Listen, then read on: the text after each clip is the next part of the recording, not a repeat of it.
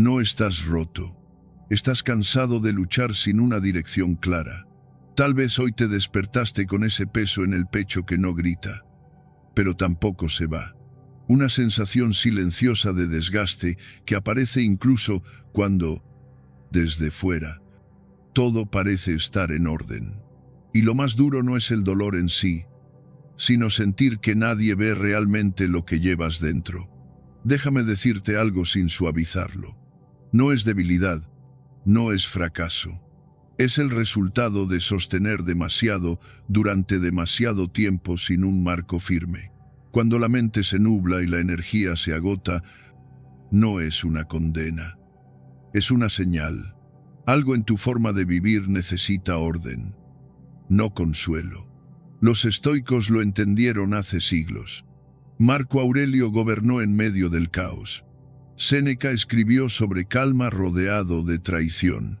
Epicteto conoció la esclavitud antes de la libertad interior. Ninguno fue rescatado, pero todos aprendieron lo esencial: el sufrimiento no siempre desaparece, pero puede gobernarse. En este video no vas a encontrar palabras bonitas para sentirte mejor por un momento.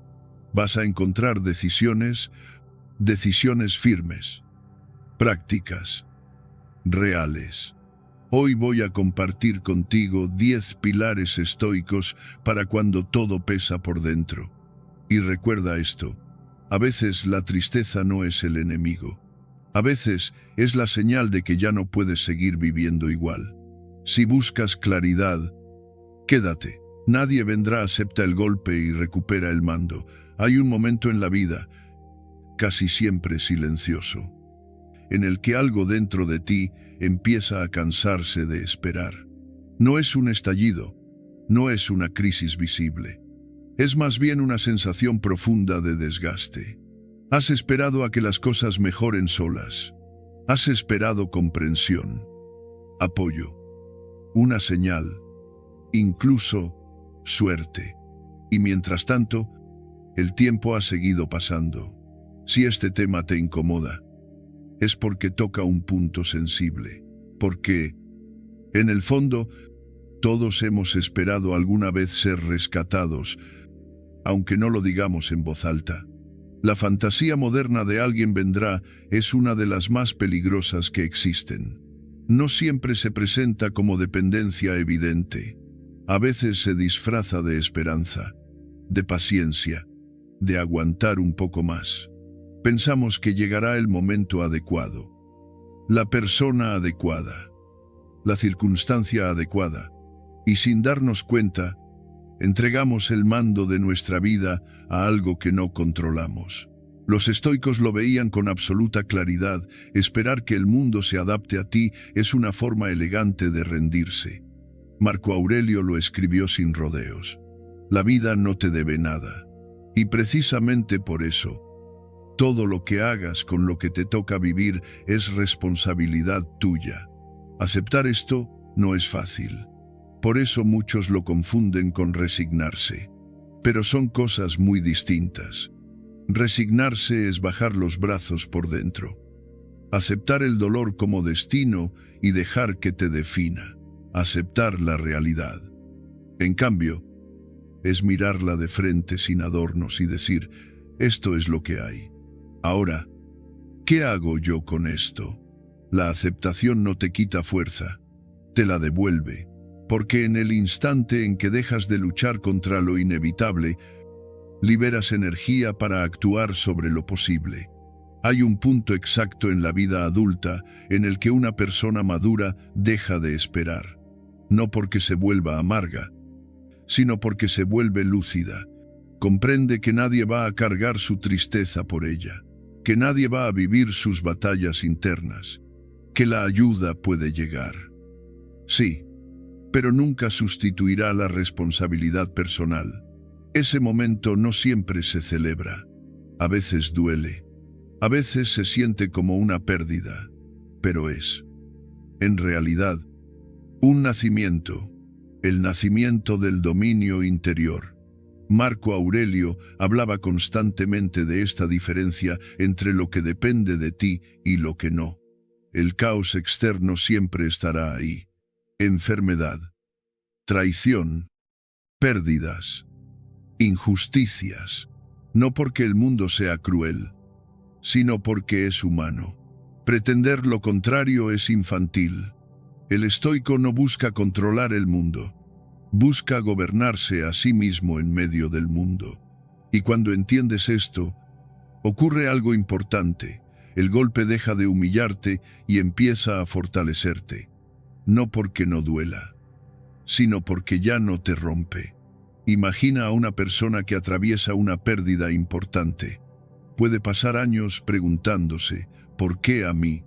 Esa pregunta parece profunda, pero en realidad no sirve. No genera acción, no genera claridad, solo mantiene la herida abierta. El estoicismo propone un giro radical, incómodo, pero liberador cambiar la pregunta. No, ¿por qué a mí? Sino ¿qué depende de mí ahora? En ese cambio hay poder, porque aunque no controles lo que pasó, sí controlas cómo respondes, cómo te sostienes, cómo sigues caminando. Epicteto fue aún más directo. Si algo no depende de ti, suéltalo. Si depende de ti, asúmelo. Todo lo demás es confusión. Cuando aplicas esto, la vida no se vuelve más fácil, pero tú te vuelves más firme, y esa firmeza se nota en la forma en que hablas, en cómo tomas decisiones, en cómo dejas de mendigar explicaciones al destino. Empiezas a actuar desde dentro hacia afuera, no al revés. Aceptar la dureza de la vida devuelve poder inmediato porque elimina la ilusión. Y la ilusión, aunque parezca reconfortante, debilita. Esperar ser rescatado te mantiene pasivo. Aceptar que nadie vendrá te obliga a levantarte. Y en ese levantarte hay dignidad. No heroísmo vacío, sino dignidad silenciosa. La de quien entiende que no puede elegir lo que le ocurre, pero sí puede elegir no vivir de rodillas ante ello.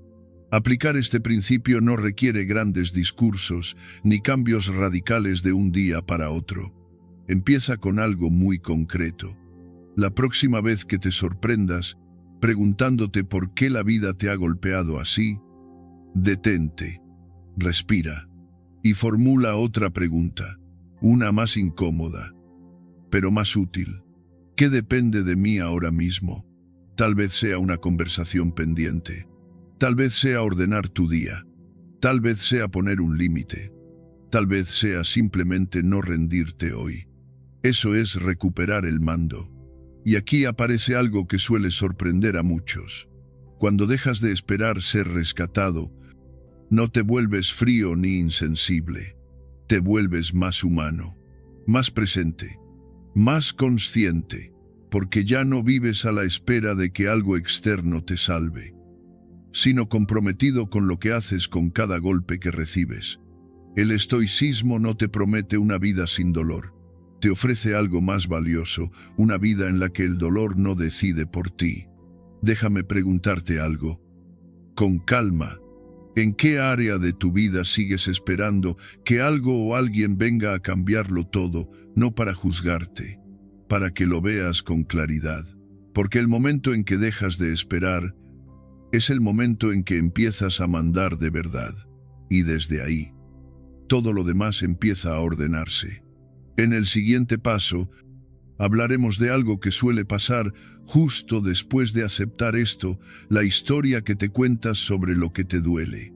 Porque muchas veces no es el golpe lo que te hunde, sino el relato que repites en silencio. El dolor no es el problema. Tu diálogo interno.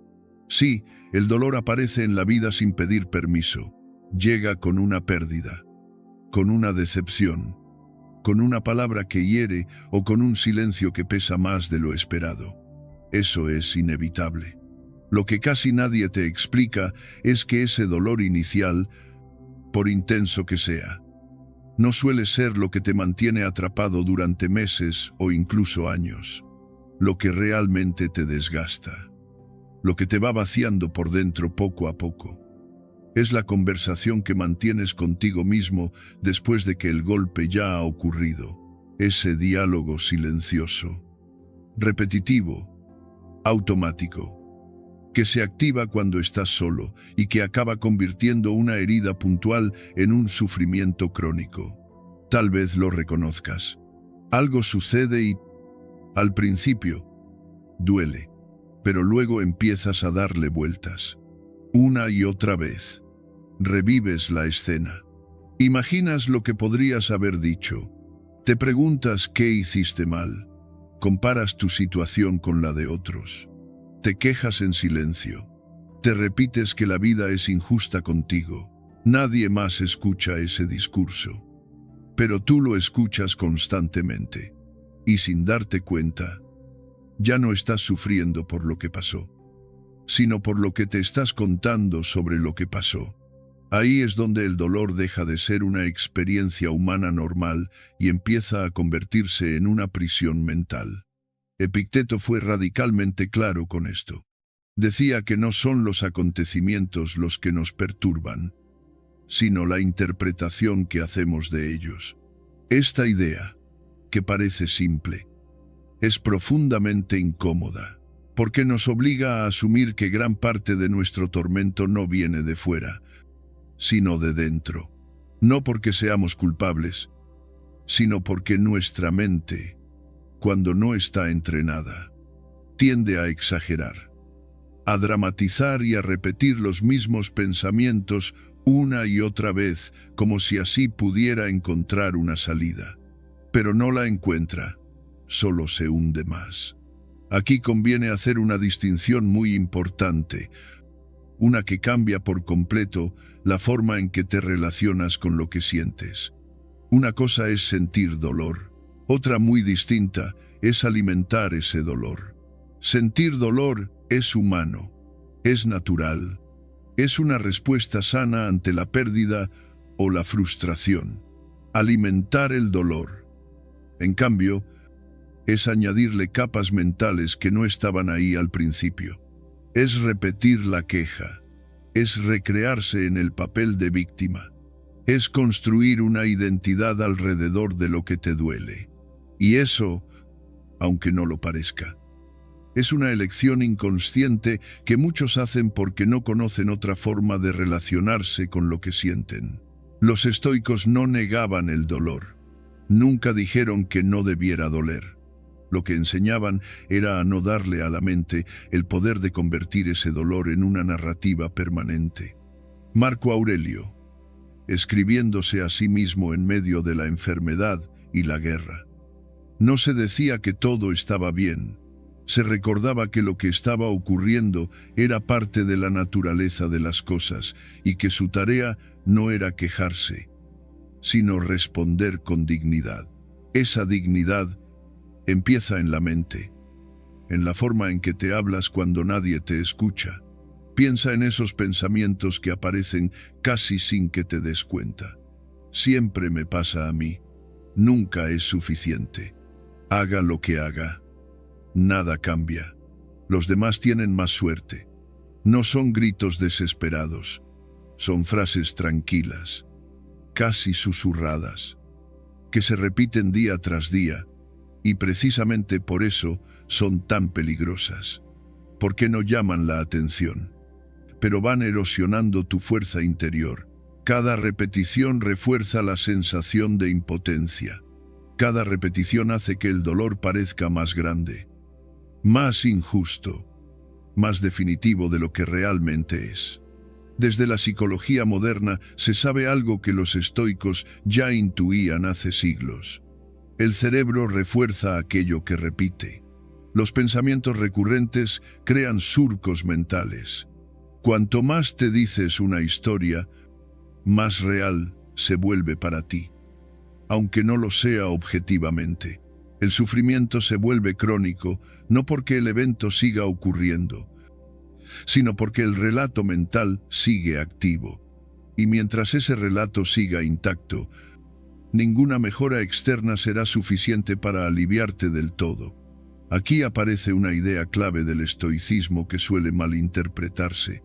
No se trata de pensar en positivo ni de negar lo que duele.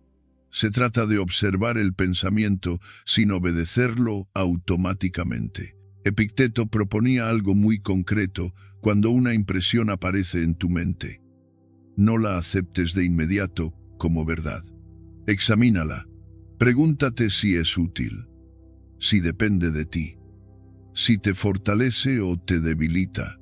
Ese pequeño espacio entre el pensamiento y tu reacción es donde empieza la libertad interior.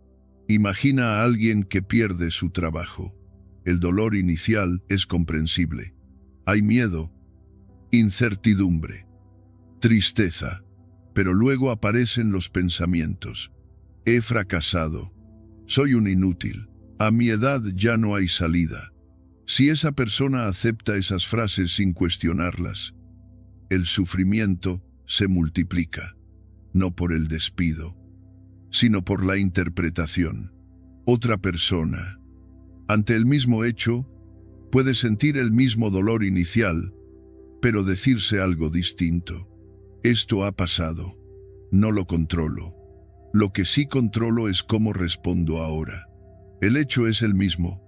El diálogo interno no. Y la experiencia emocional tampoco. Por eso, este principio es tan importante. Porque no te pide cambiar tu vida de golpe. Te pide algo más sutil y más poderoso: escuchar cómo te hablas. Detectar la frase interna que más te hunde. Esa frase que aparece cuando estás cansado, cuando estás solo, cuando algo no sale como esperabas. Todos tenemos una. A veces es una sola palabra. A veces es una sentencia completa. Mientras no la identifiques, te gobierna desde las sombras. El ejercicio es simple, pero no fácil. Durante los próximos días, presta atención. No intentes cambiar nada todavía. Solo escucha. Cuando sientas ese peso interno, pregúntate qué te estás diciendo exactamente. No qué sientes, sino qué te dices sobre lo que sientes. Escríbelo si puedes. Literalmente, tal como aparece en tu mente. Ahí empieza el trabajo estoico real. No en grandes discursos, sino en esa observación honesta y sin dramatismo. Cuando haces esto, ocurre algo interesante. Te das cuenta de que muchas de esas frases no son hechos, sino hábitos mentales antiguos, ideas que adoptaste hace años y que nunca volviste a cuestionar. Epicteto insistía en que no tenemos que creer todo lo que pensamos. Pensar no es lo mismo que saber.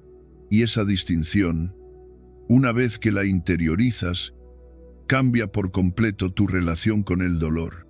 Este principio se conecta directamente con otros pilares del estoicismo, con la dicotomía del control, porque te enseña a distinguir entre lo que ocurre y lo que opinas sobre lo que ocurre, con el amor fati, porque aceptar lo que pasa sin añadir resistencia mental reduce el sufrimiento innecesario, incluso con la premeditación de los males. Porque cuando entiendes que la mente tiende a exagerar, aprendes a prepararte sin caer en el pánico. La autocompasión parece alivio, pero es una trampa. La autocompasión no llega como un enemigo evidente. No irrumpe con violencia ni con dramatismo. Aparece cuando estás cansado, cuando llevas demasiado tiempo resistiendo sin resultados visibles. Se presenta como una voz suave que te dice que ya has sufrido bastante, que tienes derecho a parar, que nadie comprendería realmente lo que estás cargando. Y en ese momento, sin darte cuenta, bajas la guardia, porque esa voz no suena peligrosa, suena comprensiva, suena humana. Ahí está la trampa. La autocompasión seduce precisamente cuando más vulnerable estás, cuando el cuerpo pesa, cuando la mente está saturada, cuando la vida no responde como esperabas. Sentir lástima por uno mismo parece un descanso, un pequeño refugio emocional. Por fin, alguien reconoce lo duro que ha sido todo, aunque ese alguien seas tú. El problema no es ese reconocimiento inicial. El problema es quedarse ahí, convertir ese refugio en un lugar donde te instalas. Muchos adultos pasan años en ese estado. No se rinden del todo, pero tampoco avanzan. Cumplen con lo mínimo, siguen funcionando, pero por dentro algo se va apagando lentamente. La autocompasión no te dice abandona, te dice hoy no, y mañana vuelve a decirlo, hasta que un día te das cuenta de que llevas mucho tiempo detenido, aunque nunca tomaste la decisión consciente de parar. El estoicismo observa esto con una claridad incómoda, no porque desprecie el dolor, sino porque entiende sus efectos. Séneca advertía que entregarse al sufrimiento como identidad es una forma de perder la dignidad interior, no porque el dolor sea vergonzoso, sino porque usarlo como excusa para dejar de exigirte te debilita. Para los estoicos, la adversidad no justifica la autocompasión prolongada, la pone a prueba.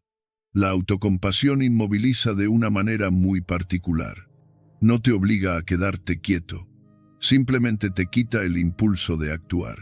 Te convence de que no es el momento, de que primero necesitas sentirte mejor, más fuerte, más motivado, y mientras esperas ese estado ideal, la vida sigue pasando. Epicteto diría que ahí no estás siendo gobernado por los hechos, sino por tus juicios sobre ellos. En la cultura actual, esta trampa se refuerza constantemente. Vivimos rodeados de mensajes que validan cualquier emoción sin matices. Es normal sentirte así. Date tiempo, escúchate. Y aunque estas frases pueden tener valor al inicio, cuando se convierten en el único marco, fomentan la pasividad. El estoicismo no niega las emociones, pero tampoco les entrega el mando. Sentir no es decidir, y confundir ambas cosas tiene un coste profundo.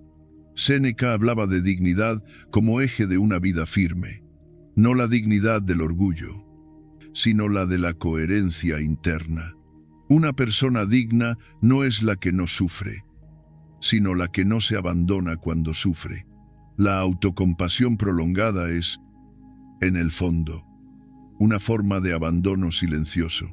No porque seas débil, sino porque empiezas a tratarte como alguien incapaz de sostener su propia carga.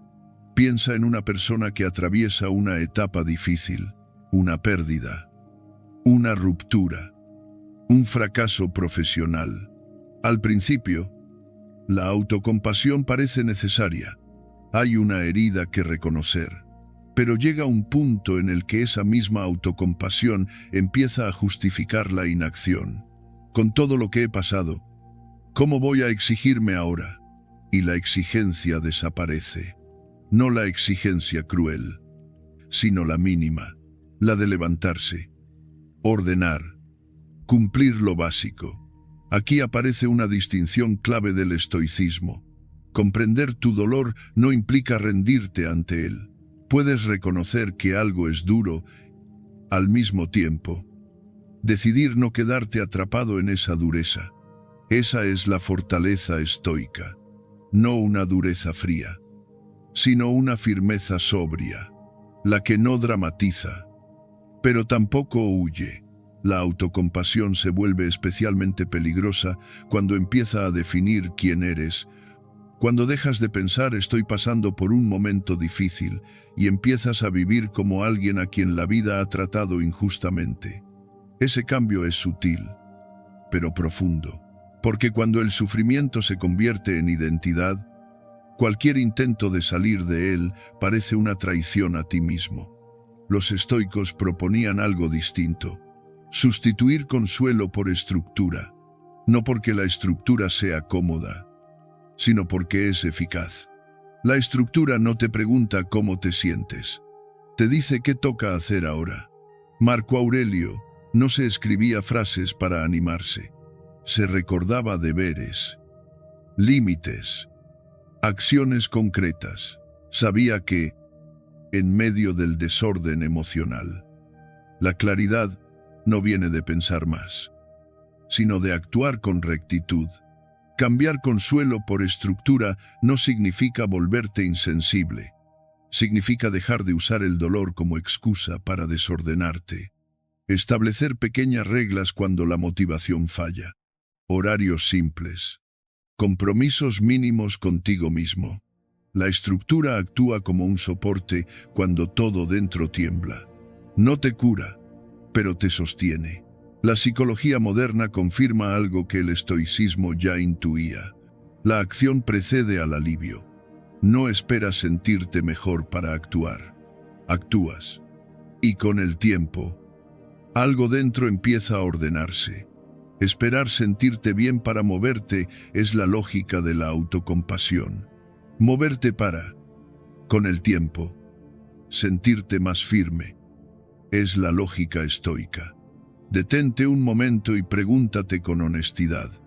¿La autocompasión te está ayudando o te está frenando, no para juzgarte, sino para verlo claro? Porque hay un punto en el que seguir tratándote con lástima deja de ser cuidado y empieza a ser renuncia. Prueba algo sencillo. La próxima vez que te descubras hablándote con autocompasión, no te castigues. Simplemente pregúntate qué acción pequeña y concreta puedes hacer ahora mismo que te devuelva un poco de orden. No para sentirte bien, para respetarte. Ese gesto, aunque sea mínimo, es una forma de resistencia. Y aquí está la paradoja final. Cuando dejas de tratarte como frágil, empiezas a sentirte más fuerte. No porque el dolor desaparezca, sino porque ya no decide por ti. El estoicismo no promete alivio inmediato. Ofrece algo más duradero. No abandonarte cuando más fácil sería hacerlo. Antes de continuar, déjame dejarte una pregunta. ¿En qué momento la autocompasión empezó a sustituir a la acción en tu vida? Porque justo después de este punto aparece otro riesgo silencioso. La tentación de confundir inmovilidad con prudencia. Y de eso hablaremos a continuación. Responsabilidad, sin culpa, el punto exacto de equilibrio. Hay una línea muy fina que casi nadie aprende a distinguir. De un lado está la responsabilidad, del otro, la culpa. Y cuando confundes una con la otra, empiezas a castigarte creyendo que estás creciendo, cuando en realidad solo te estás desgastando. Este error es más común de lo que parece, sobre todo en personas exigentes, en personas que quieren hacerlo bien, en personas que no se permiten fallar sin atacarse. La culpa no corrige, la culpa hunde, te mantiene mirando atrás, repasando una y otra vez lo que hiciste mal, lo que no supiste ver, lo que deberías haber sido. No busca aprendizaje, busca castigo. Y cada vez que te castigas, pierdes energía para mejorar. No te vuelves más responsable, te vuelves más cansado. La responsabilidad es otra cosa. No grita, no humilla, no dramatiza. La responsabilidad mira el error con sobriedad y hace una sola pregunta útil. ¿Qué depende de mí ahora? No niega lo ocurrido, pero tampoco se queda atrapada en ello. No convierte el fallo en identidad, lo convierte en ajuste. Y ahí está la diferencia que lo cambia todo. Muchos creen que ser duros consigo mismos es una forma de fortaleza. Creen que si no se exigen con severidad, se volverán débiles, pero esa dureza malentendida no construye carácter, lo erosiona. Castigarte no te hace mejor persona, te hace más rígido, más resentido, más inseguro, porque una mente que se ataca a sí misma vive a la defensiva, no en crecimiento. Marco Aurelio entendía esto con una claridad extraordinaria. Cuando se corregía, no se insultaba, no se despreciaba. Se hablaba como alguien que sabe que va a fallar, pero también sabe que puede hacerlo mejor, sin drama, sin ruido interno. Esa es la corrección serena del carácter. Ver lo que no estuvo bien, ajustar el rumbo y seguir caminando sin cargar una condena emocional. La culpa te dice soy un fracaso. La responsabilidad dice esto no funcionó. Parece un matiz pequeño, pero no lo es. En la culpa, tú eres el problema. En la responsabilidad, el problema es una acción concreta, limitada, corregible. Cuando tú eres el problema, no hay salida. Cuando una acción es el problema, hay aprendizaje, y donde hay aprendizaje, hay futuro. Piensa en cuántas veces has cometido un error y, en lugar de analizarlo con calma, te has atacado, has añadido vergüenza, rabia, decepción. Has repetido mentalmente lo ocurrido hasta agotarte. ¿Y qué cambió después? Nada. El error no se corrigió mejor. Solo tú quedaste más débil. Eso no es responsabilidad. Es violencia interior. El estoicismo no te pide que seas indulgente. Te pide que seas justo. Justo contigo mismo. Séneca lo dejó claro. Nadie mejora destruyéndose. La mejora nace de la claridad y de la disciplina, no del desprecio hacia uno mismo. Corregirse no es flagelarse. Corregirse es observar, decidir y actuar mejor la próxima vez. Asumir responsabilidad sin culpa significa aceptar que fallaste sin añadir una carga emocional innecesaria. Significa decir, aquí me equivoqué, y detenerte ahí, sin historias, sin etiquetas, sin convertir un error puntual en una sentencia sobre quién eres. Porque cuando conviertes el fallo en identidad, te quitas la posibilidad de cambiar. Hay un error muy común en personas maduras que quieren ser fuertes. Confundir firmeza con autoataque. Creer que si no se presionan duramente, se acomodarán. Pero ocurre lo contrario. La autoexigencia sana se apoya en la claridad. El autoataque genera bloqueo. Cuando te insultas, tu mente se defiende, justifica, se cierra. Cuando te corriges con serenidad, tu mente aprende. Llevemos esto a algo concreto. Has reaccionado mal. Has dicho algo que no querías decir. La culpa aparece de inmediato. Te repites la escena. Te llamas impulsivo, torpe, incapaz. Eso no te enseña nada nuevo. La responsabilidad sin culpa haría otra cosa. Revisaría el hecho. ¿Qué pasó? ¿Qué emoción estaba ahí? ¿Qué haré distinto la próxima vez? Y ahí termina. Sin añadir drama, sin añadir castigo, solo aprendizaje. Este principio se conecta directamente con el corazón del estoicismo, con la dicotomía del control, porque el pasado no depende de ti, pero tu respuesta presente sí, con el amor fati, porque incluso tus errores forman parte del camino, no como excusa, sino como materia de trabajo, y con la disciplina diaria, porque solo quien no se destruye puede intentarlo de nuevo con firmeza. Aquí viene algo importante. La responsabilidad bien entendida no te endurece, te tranquiliza, porque ya no necesitas defenderte de ti mismo. Sabes que puedes fallar sin romperte, sabes que puedes corregir sin castigarte, y esa tranquilidad es una forma de fuerza profunda, silenciosa, estable. Prueba esto. La próxima vez que falles, escribe el error en una frase neutra, sin adjetivos, sin insultos, solo el hecho.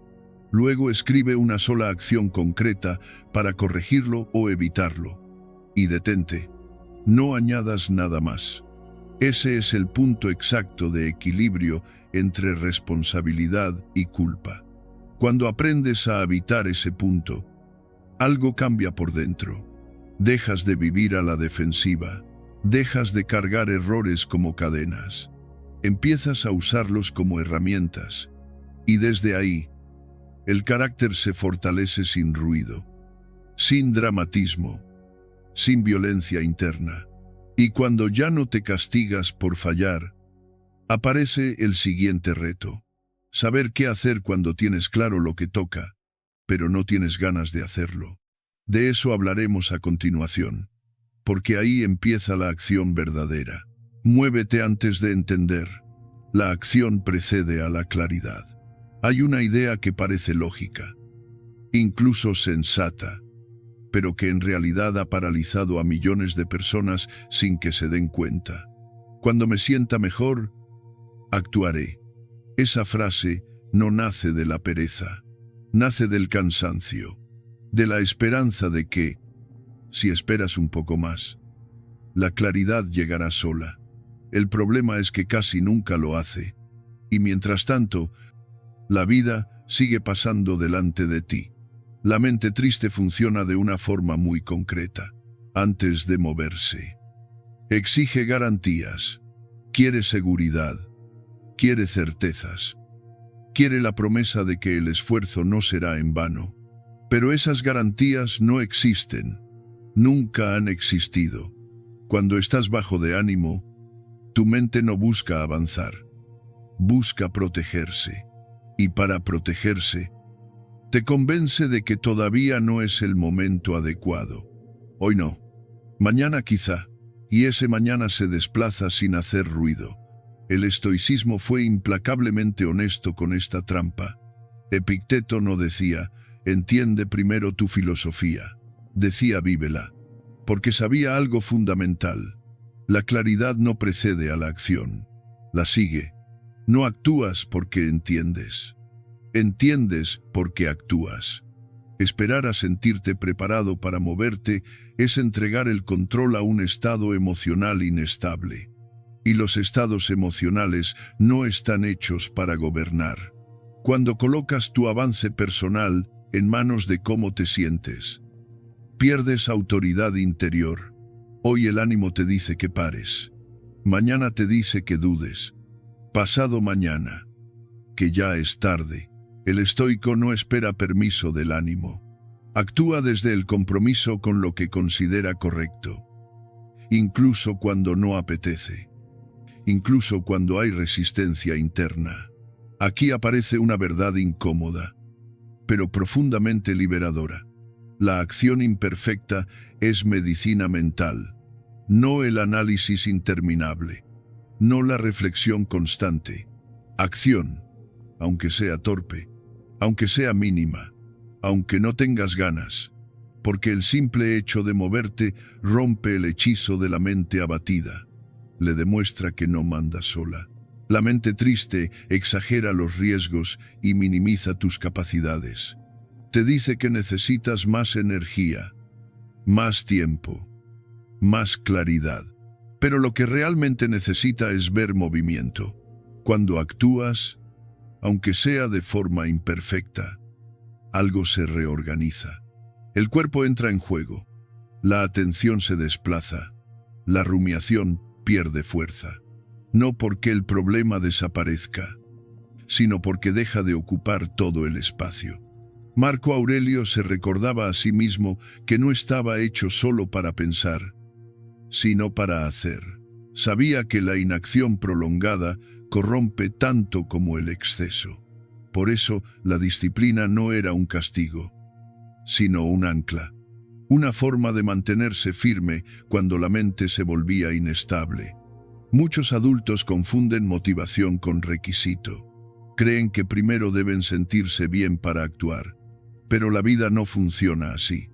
La mayoría de los avances reales comienzan con incomodidad, con duda, con una sensación de no me apetece. Y aún así, ¿se hace? La acción no espera entusiasmo, se apoya en decisión. Hay una regla estoica sencilla y poderosa. Una acción incómoda diaria, sin negociar, no la más grande, no la más heroica, la que sabes que deberías hacer y llevas tiempo evitando, sin analizarla demasiado, sin buscar el momento perfecto. La haces y sigues. Ese gesto, repetido, reconstruye algo esencial, la confianza en ti mismo. La psicología moderna confirma lo que los estoicos ya intuían. El movimiento precede al cambio emocional, no al revés. Esperar a sentirte bien para actuar es invertir el orden natural del cambio. Actuar, incluso con resistencia interna, genera poco a poco una sensación de control, y donde hay control, aparece la calma, no euforia, calma. Aquí viene el giro que muchos no esperan. No actúas para sentirte mejor, actúas para respetarte. El bienestar puede llegar después o no, pero el respeto propio se construye en el acto. Cada vez que haces lo que dijiste que harías, incluso sin ganas, refuerzas una identidad sólida, la de alguien que no se abandona cuando el ánimo falla. Detente un momento y obsérvalo con honestidad. ¿Cuántas cosas importantes en tu vida comenzaron con claridad total y motivación perfecta? Probablemente muy pocas. Casi todas comenzaron con incertidumbre y resistencia. La claridad llegó después. Siempre llega después. Si hoy te sientes bloqueado, no te preguntes qué necesitas entender mejor. Pregúntate qué acción pequeña puedes hacer ahora mismo sin negociar con tu estado emocional. Hazla. No busques resultados inmediatos. Busca movimiento, porque el movimiento es la señal más clara de que has recuperado el mando. Y cuando empiezas a moverte sin esperar permiso del ánimo, algo cambia por dentro. Ya no dependes de cómo te sientes para avanzar. Avanzas porque has decidido hacerlo. Y desde ahí, poco a poco, la claridad aparece. En el siguiente paso hablaremos de qué hacer cuando actúas. Pero el mundo no responde como esperabas, porque ahí entra en juego otro principio estoico decisivo: la relación entre lo que controlas y lo que no, y comprender eso puede ahorrarte mucho desgaste innecesario. Orden externo para calmar el caos interno.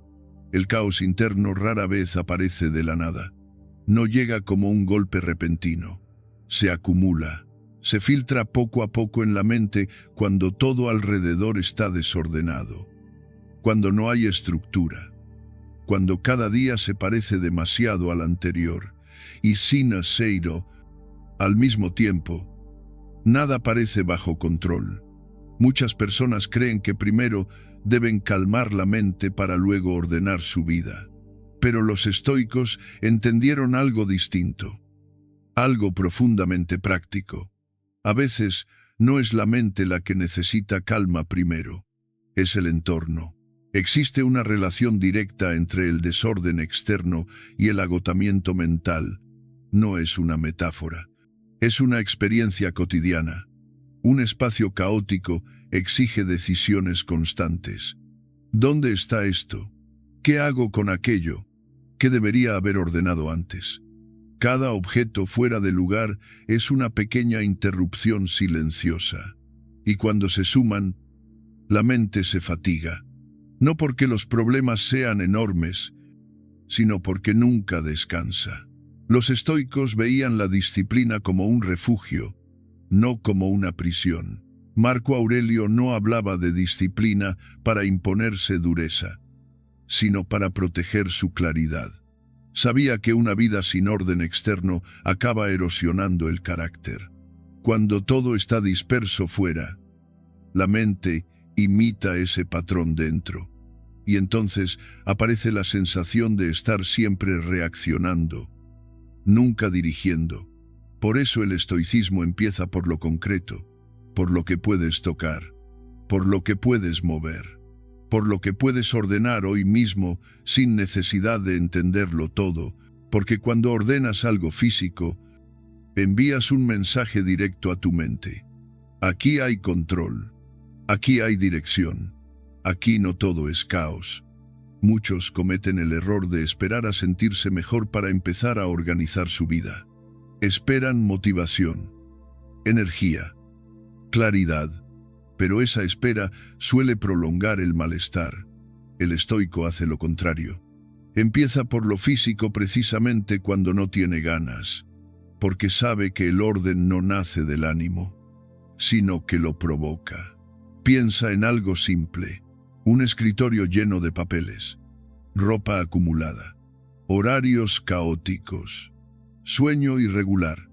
Nada de eso parece grave por separado, pero juntos crean una carga constante, una sensación de estar siempre por detrás, de no llegar, de no poder respirar del todo.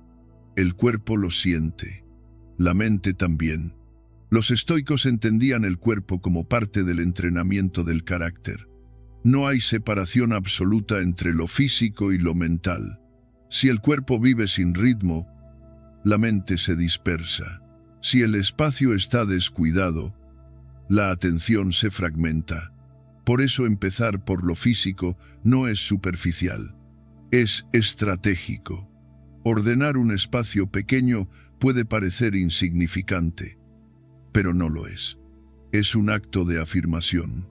Es decirte a ti mismo que, aunque no controles todo, controlas esto, y esto es suficiente para iniciar un cambio. No necesitas una transformación total, necesitas un primer gesto claro. La disciplina diaria funciona porque reduce el ruido. Menos decisiones innecesarias, menos fricción, menos desgaste invisible. Cuando tienes horarios simples, el día deja de ser una lucha constante. Cuando tu entorno está ordenado, la mente encuentra descanso sin esfuerzo. No porque la vida se vuelva fácil, sino porque deja de ser caótica. Aquí aparece una idea que suele sorprender. El orden no limita la libertad, la libera. Cuando todo es improvisación, estás atrapado en la reacción. Cuando hay estructura, puedes elegir mejor. Puedes decidir dónde poner tu energía, y eso devuelve una sensación profunda de control interior. Los estoicos no buscaban comodidad, buscaban estabilidad. Sabían que en medio de la adversidad, la estructura es un ancla. Cuando el mundo externo se vuelve impredecible, el orden personal se convierte en una fortaleza silenciosa. No elimina los problemas, pero te permite enfrentarlos sin desmoronarte. Empezar por lo físico también evita una trampa común: pensar demasiado, analizar sin fin, dar vueltas a lo que sientes sin hacer nada concreto. El orden corta ese ciclo, te saca de la cabeza y te devuelve al cuerpo, a la acción, a lo real. Y ahí, muchas veces, el ruido interno se atenúa solo. No se trata de volverte rígido, se trata de darte soporte, de crear condiciones mínimas para que la mente no esté constantemente en alerta. Un espacio limpio, un horario básico, un cuidado simple del cuerpo, dormir, comer con cierta regularidad, caminar, nada extraordinario, nada heroico, pero constante. Aquí va una acción inmediata, sin negociación. Hoy, ordena algo pequeño, un cajón, una mesa, un rincón, no todo, solo una cosa. Hazlo con atención, termínalo y detente. Observa lo que cambia dentro. No busques una revelación, busca una sensación sutil de alivio. Esa sensación es real y es el inicio. Este principio se conecta con la dicotomía del control. No puedes ordenar el mundo. Sí puedes ordenar tu espacio. Se conecta con el amor fati, porque aceptas la dificultad sin añadir desorden innecesario. Y se conecta con la disciplina, porque cada pequeño acto de orden refuerza una identidad firme cuando el caos interno domina. No empieces preguntándote qué sientes. Empieza preguntándote qué puedes ordenar. Porque muchas veces la calma no se piensa, se construye, y empieza por lo más simple. En el siguiente paso hablaremos de algo complementario a esto: ¿qué hacer cuando ya hay orden, pero la mente sigue inquieta? Porque entonces entra en juego otro nivel del entrenamiento estoico: el silencio interior como escudo, Y ahí la práctica se vuelve aún más profunda. Pequeñas victorias, así se reconstruye la fuerza perdida. La mente cansada tiene una forma muy particular de mirar la vida. No ve pasos, ve montañas. Todo parece demasiado grande, demasiado lejano, demasiado tarde. Lo que antes era un reto, ahora se percibe como una carga imposible. Y en ese estado, no es que falte capacidad, falta perspectiva. Falta la sensación íntima de que avanzar todavía es posible. Aquí es donde muchos se equivocan. Creen que necesitan un gran cambio para volver a sentirse fuertes. Un giro radical, una decisión definitiva. Pero el estoicismo propone lo contrario. La fuerza no se recupera de golpe. Se reconstruye en silencio, paso a paso, a través de pequeñas victorias que, vistas por separado, parecen insignificantes, pero juntas lo cambian todo. Cuando estás abatido, el mayor enemigo no es el problema externo, es la percepción de estar perdiendo siempre, de no llegar nunca, de fallar incluso antes de empezar. La mente entra en un bucle peligroso. Si no puedo ganar algo grande, entonces no vale la pena intentar nada. Y así se instala la parálisis, no por debilidad, sino por agotamiento. Séneca entendía esto con una lucidez extraordinaria. Insistía en el valor del presente bien usado, no del futuro ideal, no del pasado corregido, del ahora. Porque solo en el ahora puedes actuar, solo en el ahora puedes ganar algo, y ganar.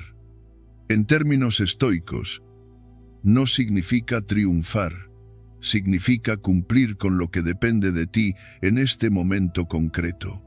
El progreso estoico no es ruidoso, no se anuncia, no busca aplausos. Es una acumulación silenciosa de actos correctos, de decisiones pequeñas tomadas con constancia, de días en los que, aunque no todo salió bien, algo sí se hizo. Y ese algo importa más de lo que crees. Una pequeña victoria tiene un efecto profundo. Restaura la autoestima de una forma que ningún discurso motivacional puede lograr, porque no viene de palabras. Viene de hechos, cuando cumples con algo que te propusiste. Aunque sea mínimo, envías un mensaje directo a tu interior. No estoy perdido. Todavía puedo confiar en mí. La mente abatida necesita pruebas, no promesas. Necesita ver que aún hay capacidad de acción. Y eso no se logra imaginando un futuro mejor, sino construyendo un presente manejable. Un día ganado no es un día perfecto. Es un día en el que hiciste lo que estaba a tu alcance sin abandonarte. Muchos adultos cargan con una definición irreal de victoria. Creen que ganar es lograr grandes resultados. Cambiarlo todo. Sentirse bien de inmediato. Esa definición es cruel cuando estás bajo, porque te coloca siempre en derrota. El estoicismo redefine ganar de forma radicalmente más humana.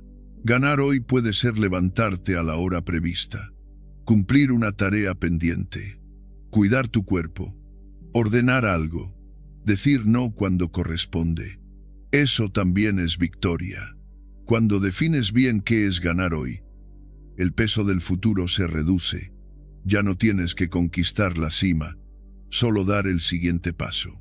Y ese cambio de enfoque libera energía, porque lo posible deja de parecer imposible.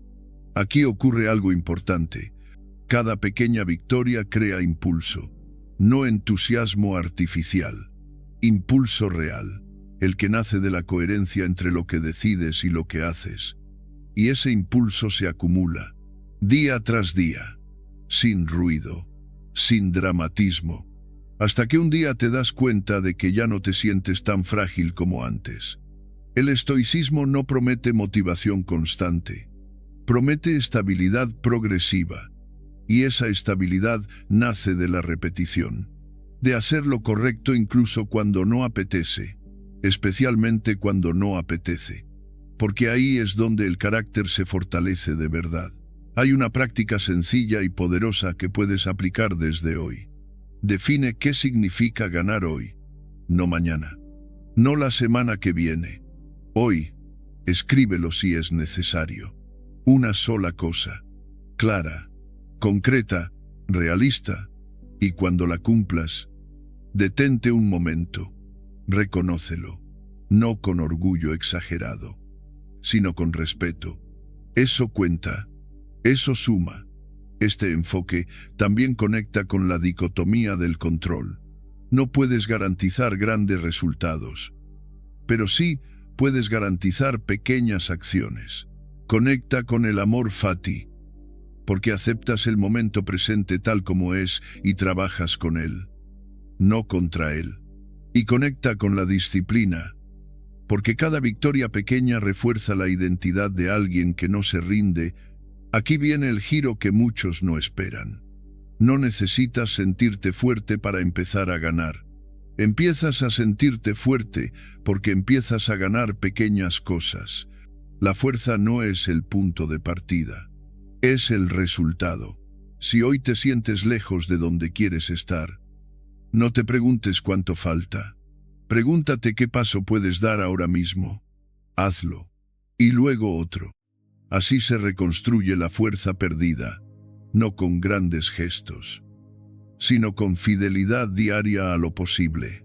En el siguiente paso hablaremos de algo que suele aparecer cuando empiezas a avanzar: el miedo a recaer, a perder lo ganado, y cómo el estoicismo enseña a sostener el progreso sin vivir en tensión constante, porque avanzar también requiere aprender a mantener. Y ahí hay otra lección esencial: deja de vivir según tu estado de ánimo. Hay un error silencioso que se ha normalizado tanto que casi nadie lo cuestiona. Vivir según el estado de ánimo. Levantarse y decidir qué hacer o qué no hacer, en función de cómo uno se siente ese día.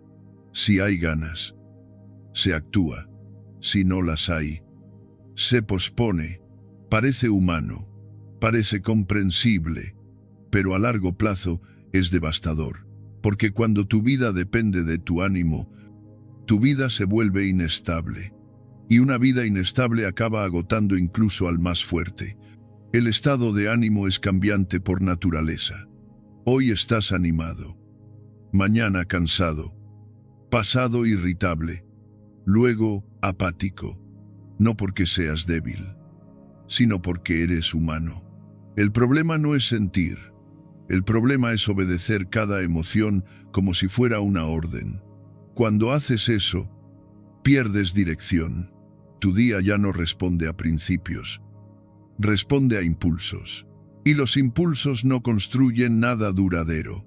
El estoicismo hace una distinción clave que hoy se ha olvidado: la diferencia entre emoción y principio. La emoción aparece, el principio se elige. La emoción fluctúa, el principio permanece. El estoico no lucha contra lo que siente, pero tampoco se somete a ello. Sabe que sentir desgana no es una excusa para abandonar lo que considera correcto. Marco Aurelio lo vivió en carne propia. Gobernó en medio de guerras, traiciones, enfermedades y pérdidas constantes. No esperaba sentirse bien para cumplir con su deber. Sabía que el deber no depende del ánimo, depende del carácter. Por eso se recordaba a sí mismo, una y otra vez, que debía levantarse y actuar como el ser humano que había decidido ser, no como el que le dictaba el cansancio del momento. Aquí aparece una verdad incómoda pero liberadora. Si solo actúas cuando te sientes bien, entrenas a tu mente para mandar. Y la mente, cuando manda sin disciplina, busca comodidad, no coherencia. El estoico hace lo contrario. Entrena a su mente para obedecer a decisiones tomadas en frío, no a emociones pasajeras. Vivir según principios no significa volverte rígido o insensible. Significa tener un eje, algo que no cambia cada mañana, algo que te sostiene cuando el ánimo baja, porque el ánimo bajará, siempre baja. La diferencia está en si eso te detiene o no. Muchos adultos viven atrapados en esta trampa sin darse cuenta. Dicen: hoy no tengo energía, hoy no estoy bien, mañana será mejor, y mañana llega con otro ánimo distinto, pero con la misma indecisión. Así pasan semanas, meses, años, no por falta de capacidad, sino por exceso de obediencia a lo que sienten. El estoico actúa incluso con desgana, no porque disfrute del esfuerzo, sino porque entiende algo fundamental. La acción guiada por principios crea estabilidad interna, y esa estabilidad, con el tiempo, suaviza incluso las emociones más pesadas. No al revés. Aquí es importante aclarar algo. No se trata de ignorar señales reales del cuerpo o de la mente. Se trata de no confundir incomodidad con incapacidad, cansancio con renuncia, falta de ganas con imposibilidad. El estado de ánimo informa, pero no decide. Cuando actúas a pesar de no tener ganas, ocurre algo sutil pero poderoso. Recuperas respeto por ti mismo. No euforia, respeto. Esa sensación tranquila de saber que no te abandonas cuando las cosas se ponen cuesta arriba. Y ese respeto vale más que cualquier subidón emocional. Marco Aurelio hablaba de coherencia como una forma de libertad. Hacer lo que sabes que debes hacer, incluso cuando no apetece. Te libera del vaivén interno. Ya no estás a merced de tus estados. Eres tú quien marca el rumbo. Y eso calma. Hay un ejercicio sencillo que resume este principio. Decide una acción diaria que no dependa de cómo te sientas. Algo pequeño, concreto, realista. Puede ser levantarte a una hora fija, caminar unos minutos, cumplir una tarea específica. No negocies con el ánimo. Hazlo. Da igual si ese día estás motivado o no. El objetivo no es sentirte mejor, es actuar con coherencia. Al principio cuesta, la mente protesta, busca excusas, pero con el tiempo aprende que hay algo más firme que la emoción del momento. Aprende que no manda sola. Y cuando eso ocurre, el ruido interno disminuye. Aquí viene el elemento inesperado. Cuando dejas de vivir según tu estado de ánimo, las emociones se vuelven más estables. No porque las controles a la fuerza, sino porque ya no cargan con la responsabilidad de dirigir tu vida. Se expresan y pasan. Tú sigues. Este principio conecta con todo el sistema estoico, con la dicotomía del control, porque tus actos sí dependen de ti. Tus emociones no siempre, con el amor fati, porque aceptas cómo te sientes sin dejar que eso determine tu conducta. Y con la disciplina, porque actúas desde decisión, no desde impulso. Déjame dejarte una pregunta honesta. ¿Cuántas cosas importantes en tu vida se han estancado porque estabas esperando sentirte de otra manera, no para juzgarte? Para verlo claro, porque en el momento en que dejas de obedecer ciegamente a tu ánimo, recuperas algo esencial: dirección. Sin propósito, el dolor se vuelve insoportable. Hay un punto en la vida en el que el dolor deja de ser solo una molestia y se convierte en una carga pesada.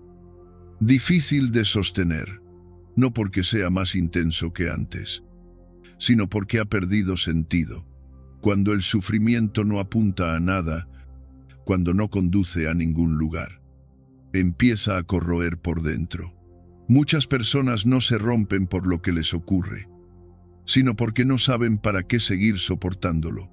Ese es el verdadero peligro. Un dolor sin propósito no fortalece, desgasta. El estoicismo entendió esto con una claridad que hoy resulta incómoda. El dolor es parte inevitable de la existencia. No hay filosofía honesta que prometa eliminarlo, pero hay una diferencia abismal entre sufrir por sufrir y sufrir al servicio de algo. Cuando el dolor no tiene dirección, se vuelve absurdo, y lo absurdo es insoportable para la mente humana. Necesitamos sentido para resistir. Sin él, cualquier dificultad parece demasiado. Aquí aparece una verdad que rara vez se dice con claridad. El propósito no elimina el dolor, no lo suaviza mágicamente, no lo hace desaparecer, lo transforma, lo vuelve útil, lo convierte en un precio que estás dispuesto a pagar. Cuando sabes por qué te levantas, el cansancio pesa menos. Cuando sabes para qué aguantas, el golpe no te destruye, no porque duela menos, sino porque ya no es inútil. Muchos confunden propósito con placer o con éxito, pero no es eso. El propósito no siempre es cómodo. A menudo exige renuncias. El propósito auténtico suele incomodar, porque te saca del centro. Te obliga a vivir para algo más grande que tu propio estado emocional. Y eso, paradójicamente, libera. Porque cuando dejas de girar solo alrededor de ti, el dolor deja de ser el protagonista absoluto. Los estoicos hablaban de vivir conforme a la naturaleza racional del ser humano. Eso incluye aportar, servir, cumplir un papel, por pequeño que sea, en algo que te trasciende. No se trata de salvar el mundo, se trata de no reducir tu vida a sobrevivir entre sensaciones. Una vida dedicada solo a evitar el malestar acaba siendo vacía. Una vida orientada al sentido puede atravesar incluso el malestar más duro. Marco Aurelio lo expresó con crudeza. Recordaba constantemente que no estaba en este mundo para complacerse, sino para cumplir con su función como ser humano. Gobernar con justicia, soportar con dignidad, actuar con coherencia. No porque fuera agradable, sino porque era necesario. Ese sentido del deber no lo hacía más rígido, lo hacía más resistente. Cuando el dolor aparece y no hay un para qué, la mente empieza a quebrarse. Surgen preguntas circulares. ¿Por qué a mí? ¿Para qué seguir? ¿Qué sentido tiene todo esto? Y al no encontrar respuesta, el sufrimiento se multiplica. No por intensidad, sino por vacío. En cambio, cuando hay un propósito, incluso incompleto, incluso imperfecto, algo cambia. El dolor sigue ahí, pero ya no gobierna. Vivir para algo más grande que uno mismo no significa olvidarte de ti. Significa poner tu experiencia al servicio de algo. Puede ser tu familia, tu trabajo bien hecho, el ejemplo que das, la ayuda silenciosa que prestas, la mejora constante de tu carácter. El estoicismo no buscaba héroes épicos. Buscaba seres humanos útiles, personas que, aún con dolor, no se retiraban de la vida. Aquí surge una pregunta que no admite evasivas. ¿Para quién o para qué te levantas cada mañana? No es una pregunta romántica, es una pregunta estructural. Si no tienes una respuesta, aunque sea provisional, tu energía se dispersa, tus esfuerzos pierden dirección, y cualquier obstáculo se vuelve insoportable. El propósito no siempre se descubre, a veces se decide, no esperas a sentirlo, lo eliges. Decides que tu vida no será solo una reacción al dolor, sino una respuesta consciente a él. Decides que, pase lo que pase, aportarás algo. Orden, esfuerzo, presencia, ejemplo. Eso ya es propósito. Hay un elemento sorprendente aquí. Cuando empiezas a vivir con propósito, no es que el dolor disminuya inmediatamente, es que tu percepción cambia. Dejas de preguntarte cuándo acabará el sufrimiento y empiezas a preguntarte cómo usarlo. Esa transición es silenciosa, pero poderosa, y es profundamente estoica. El servicio es una de las formas más claras de propósito. Aportar, incluso en lo pequeño. Rompe el encierro mental. Te saca del bucle del yo herido. No se trata de sacrificarse hasta desaparecer. Se trata de no convertir tu dolor en el centro del universo. El estoico no niega su sufrimiento, pero tampoco lo idolatra. Te invito a una reflexión sencilla y honesta. Si mañana el dolor continúa, porque puede continuar, ¿para qué valdrá la pena soportarlo? No busques una respuesta grandiosa. Busca una real, algo que te saque de ti mismo, algo que dé dirección a tus días, porque cuando el dolor tiene sentido, deja de destruir, y cuando deja de destruir, puedes seguir caminando. En el siguiente paso hablaremos de cómo sostener ese propósito sin agotarte, sin convertirlo en otra carga, porque el estoicismo no propone una vida dura sin alivio, sino una vida firme con sentido. Y ahí está la diferencia. La tristeza no te define. Tu respuesta, sí, la tristeza llega sin pedir permiso. Aparece en etapas, a veces sin una causa clara, y se instala en el cuerpo como un peso lento. No es una anomalía, no es un fallo personal, es parte de la experiencia humana. El problema comienza cuando dejamos de verla como un estado pasajero y empezamos a tratarla como una definición. Cuando el mal momento deja de ser un tramo del camino y se convierte en una etiqueta que nos colocamos a nosotros mismos. Ahí es donde la tristeza deja de doler y empieza a gobernar. El estoicismo nunca negó la tristeza. Lo que negó fue su autoridad absoluta. Sentir no es lo mismo que ser.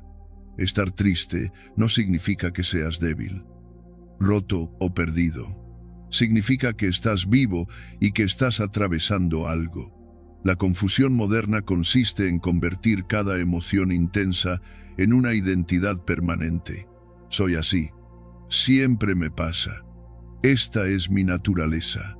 Y sin darte cuenta, empiezas a vivir desde esa narrativa, no como alguien que atraviesa una tormenta, sino como alguien que cree que la tormenta es su hogar. Hay una diferencia esencial entre atravesar un mal momento y vivir dentro de él. Atravesar implica movimiento, aunque sea lento. Vivir dentro implica estancamiento. Cuando una persona atraviesa la tristeza, sigue tomando decisiones, aunque le cueste. Cuando vive en ella, todo se suspende. La vida se pone en pausa esperando a que el ánimo cambie.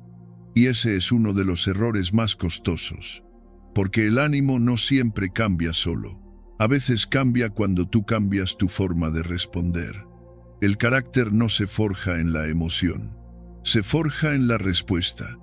Esto es incómodo de aceptar, pero profundamente liberador. No eliges lo que sientes, pero eliges qué haces con ello.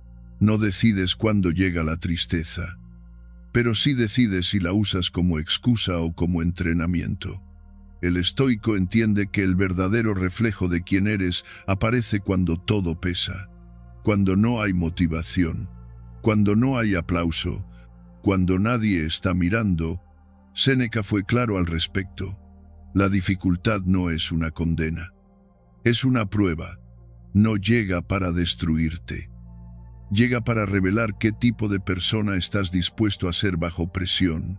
La tristeza, vista desde este ángulo, deja de ser un enemigo y se convierte en un escenario donde se ensaya el carácter, donde se demuestra la coherencia entre lo que dices valorar y lo que haces cuando cuesta.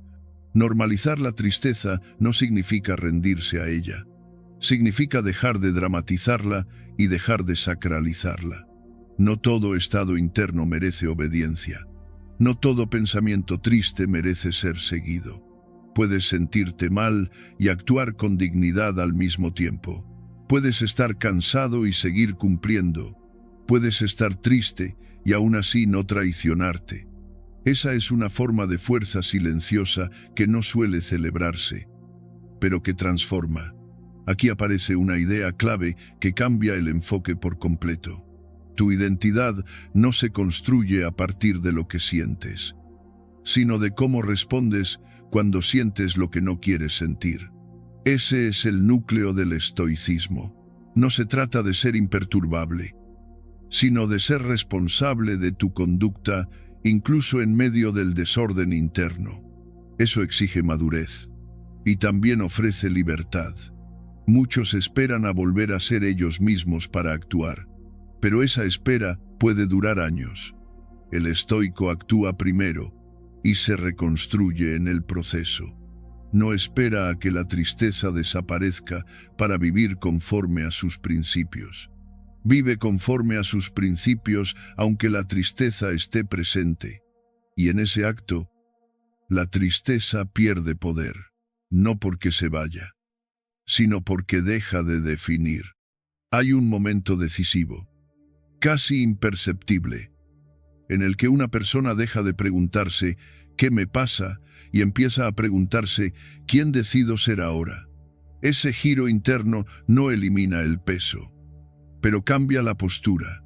Ya no estás encogido bajo la emoción, estás erguido frente a ella, y eso marca una diferencia profunda. Te propongo un cierre interno, simple, pero exigente. La próxima vez que la tristeza aparezca, no la rechaces ni la glorifiques. Obsérvala, y luego decide una acción coherente con la persona que quieres ser, no con el estado que estás sintiendo. Una acción pequeña, concreta, firme. Ahí se construye el carácter. Ahí se demuestra que la tristeza no te define. Te define tu respuesta. Y esa respuesta, incluso en silencio, es una declaración de quién eres cuando todo pesa. Has llegado hasta aquí, y eso importa, no porque todo esté resuelto, sino porque has entendido algo esencial. La tristeza no te define. Lo que te define es cómo respondes cuando pesa. El estoicismo no promete eliminar el dolor. Promete algo más valioso, la capacidad de no perderte dentro de él. Cada día tienes una elección silenciosa, actuar con carácter o dejar que el estado de ánimo mande. Y esa elección, repetida, construye quién eres. Hoy no te pido grandes cambios, solo uno, una acción pequeña, concreta, hecha incluso sin ganas. Ahí empieza la claridad, ahí empieza la fuerza. Si este mensaje te ha servido, acompáñanos, suscríbete y sigue entrenando tu mente con nosotros. Aquí no buscamos consuelo fácil, buscamos firmeza interior. Déjame en los comentarios una respuesta honesta. ¿Qué decisión vas a tomar hoy? Aunque te cueste. Y quédate, porque en el próximo video hablaremos de cómo mantener esta disciplina sin endurecerte por dentro.